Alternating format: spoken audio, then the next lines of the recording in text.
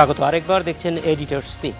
রাজধানীর কুড়িলে মাইক্রোবাসে নারী ধর্ষণের ঘটনায় জড়িতদের শনাক্ত করেছে পুলিশ। তাদের গ্রেপ্তার করতে দুটি টিম কাজ করছে বলে জানিয়েছে ডিএমপি যুগ্ম কমিশনার মনিরুল ইসলাম।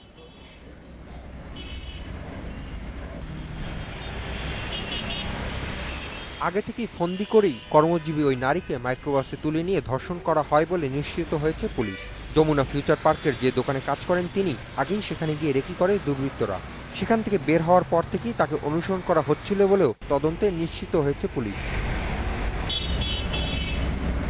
এরই মধ্যে সেই সিসিটিভির ফুটেজ সংগ্রহ করেছে পুলিশ। ফুটেজ বিশ্লেষণ ছাড়াও ভুক্তভোগী নারীর সঙ্গে কথা বলে ঘটনায় কারা জড়িত তাও নিশ্চিত হয়েছে পুলিশ। যেহেতু তরুণী বলেছেন যে ৪-৫ জন এজাহারে বলেছে, তো সেই হিসেবে আমরা ৬-৭ জনকে খুঁজছি, যাদেরকে গ্রেপ্তার করা গেলে হয়, আটক করা গেলে হয়তো তার ভিতরে প্রকৃতপক্ষে এই ধর্ষণের ঘটনায় কারা কারা, অর্থাৎ এই জঘন্য কাজে কারা কারা অংশগ্রহণ করেছে সেটি নিশ্চিত করা সম্ভব হবে।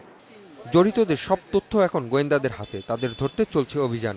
সন্দেহভাজনের একটা তালিকা করেছি, আমরা মনে করছি এদেরকে গ্রেপ্তার করা গেলে হয়তো বা তারা নিজেরাও জড়িত থাকতে পারে অথবা তাদের কাছে এই বিষয়ে সুনির্দিষ্ট তথ্য থাকতে পারে। তো সেই লক্ষ্যে আমরা অভিযান চালাচ্ছি। গত বৃহস্পতিবার রাতে কাজ শেষে বাসায় ফেরার সময় কুড়িলে গাড়ির জন্য অপেক্ষার সময় ওই নারীকে মাইক্রোবাসে তুলে নেয় দুর্বৃত্তরা। চলন্ত মাইক্রোবাসই তার উপর পাশবিক নির্যাতন চালানো হয়। Hasif Mahmud Shah, independent news, Dhaka. এ বিষয়ে কথা বলতে আমাদের সঙ্গে যোগ দিচ্ছেন ঢাকা মহানগর পুলিশের যুগ্ম কমিশনার লুৎফুল কবির। বিস্তারিত জানবো তার কাছে। স্বাগত লুৎফুল কবির, প্রথমেই জানতে চাইব যে এই ঘটনাটির পরে যে মামলা হয়েছে সেই মামলাটি সর্বশেষ কি অবস্থায় আছে এবং আপনারা কতটুকু এগোতে পেরেছেন এই মামলায়?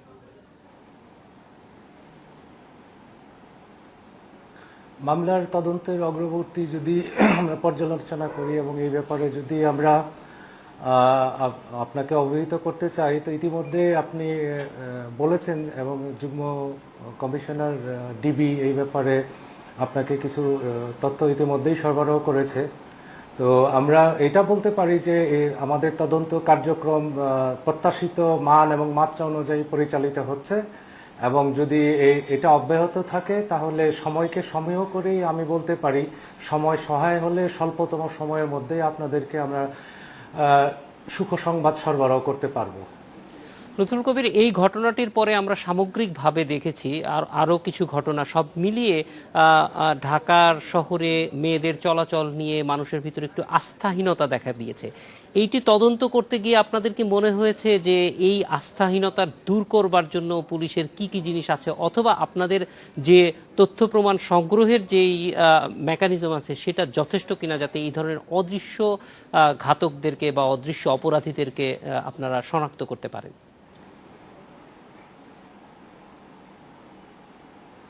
না, আসলে আমাদের কিন্তু যাত্রা এবং আমাদের সাফল্য সম্পদের সীমাবদ্ধতার মধ্যেই পরিচালিত হয়।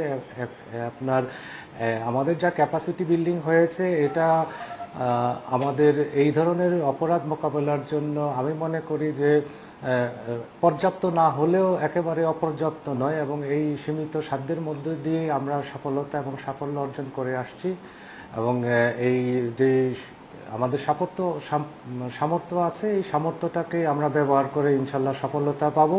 আর নিরাপত্তাহীনতার কথাটা যেটা আপনি বলেছেন, যে কোনো অপরাধ সংঘটিত হলে সেটা যদি চাঞ্চল্য তৈরি করে এবং এটা একটা হাইপ তৈরি করে, সেই ক্ষেত্রে মানুষের মধ্যে এক ধরনের নিরাপত্তাহীনতা কাজ করতেই পারে। তো এই নিরাপত্তাহীনতা দূরীভূত করার বিষয়টা নির্ভর করে তড়িৎ সাফল্যের উপর। তো আমরা এইটার উপরেই সবচেয়ে গুরুত্ব আরোপ করেছি এবং আমরা আশা করছি যে তড়িৎ সাফল্য অর্জনের মাধ্যমে এই যে সাময়িক নিরাপত্তাহীনতার কথা যেটা আপনি বলেছেন সেটা আমরা দূরীভূত করতে সক্ষম হব।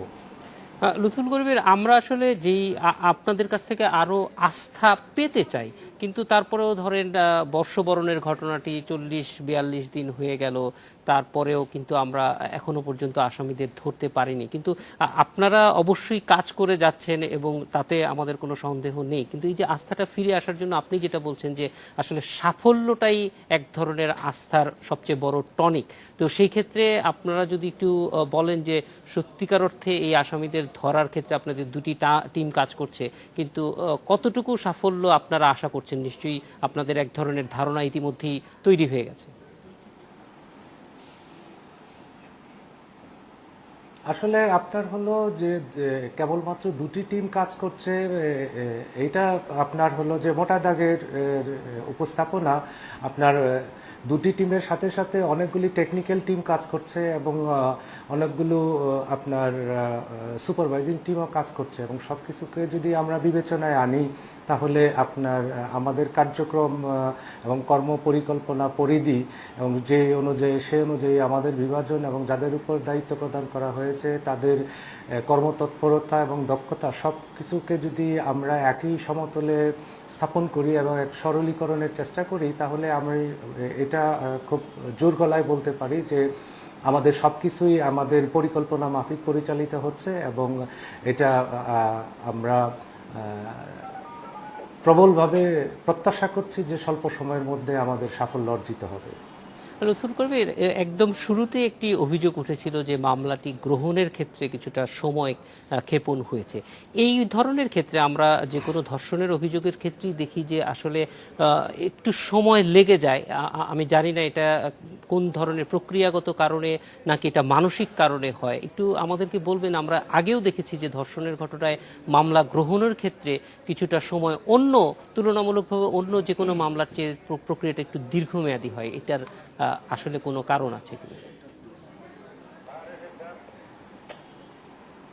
আসলে আপনার দীর্ঘমেয়াদী হওয়ার কোনো যৌক্তিক কারণ নাই। আর মানসিক বিষয়টা যেটা বললেন, আসলে মানসিকভাবে তো এইখানে কালক্ষেপণের কোনো সুযোগই নাই, এবং এই সমস্ত মামলার রুজুকরণ এবং তদন্ত কার্যক্রম পরিচালনার ক্ষেত্রে সুনির্দিষ্ট নীতিমালা এবং দিক নির্দেশনা পুলিশ হেডকোয়ার্টার্স থেকে প্রদান করা হয়েছে লিখিতভাবে। তাছাড়াও ডিএমপির কমিশনার মহোদয় এখানে পূর্ব কমিশনার মহোদয় এবং বর্তমান কমিশনার মহোদয় দুজনেই এই সমস্ত মামলার রুজুকরণ এবং তদন্ত প্রক্রিয়া নিবিড়ভাবে পরিচালনা এবং তদারকির বিষয়টায় সর্বোচ্চ গুরুত্ব আরোপ করে থাকেন, গুরুত্ব দিয়ে থাকেন। এবং সেই ক্ষেত্রে যারা এই কাজটার সাথে সম্পৃক্ত, বিশেষ করে ভারপ্রাপ্ত কর্মকর্তা এবং যারা তদন্তকারী কর্মকর্তা হিসাবে দায়িত্ব পালন করে থাকেন, তাদের করণীয় কি এইটা আপনার কিন্তু সুনির্দিষ্টভাবে বলা আছে। শুধু বলার মধ্যে এটা সীমাবদ্ধ নেই। এই ক্ষেত্রে আপনার নির্দিষ্ট সময় অন্তর অন্তর উদ্বুদ্ধকরণ এবং সেন্সিটাইজেশনেরও ব্যবস্থা আছে। অর্থাৎ এই সমস্ত দিক বিবেচনা করলে মানসিকভাবে এই ধরনের কালক্ষেপণের কোনো সুযোগ একেবারেই নাই। এবং আপনি যেটা বলেছেন যে অন্য কোনো কারণ আছে কিনা, কালক্ষেপণের কোনো কারণ নাই। তো ধর্ষণের মামলা সহ গুরুত্বপূর্ণ মামলার ক্ষেত্রে আপনার আরও অধিক যত্নশীল থাকেন ভারপ্রাপ্ত কর্মকর্তাগণ, যাতে গুরুত্বপূর্ণ কোনো তথ্য উপাত্তই মামলার এজাহার থেকে বাদ না পড়ে যায়। লুৎফুল কবির, আমাদের সঙ্গে যোগ দেওয়ার জন্য আপনাকে অনেক ধন্যবাদ জানাচ্ছিলেন ডিএমপি যুগ্ম কমিশনার লুৎফুল কবির। এডিটর স্পিকে এবার বিরতি, ফিরছি একটু।